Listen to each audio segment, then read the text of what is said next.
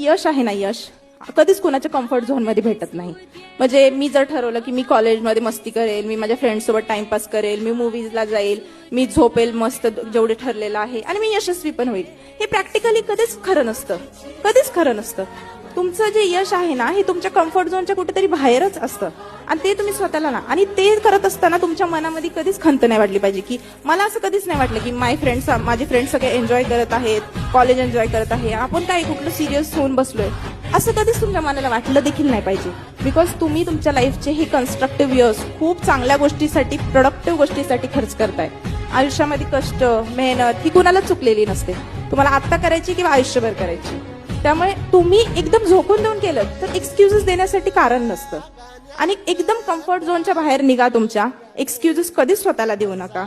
आणि मी तर आता हे सगळं पाहिलं, सरांचं इथं इतकं छान काम आहे, त्यामुळे असं कुठलंच हे नका की पुण्यातच असं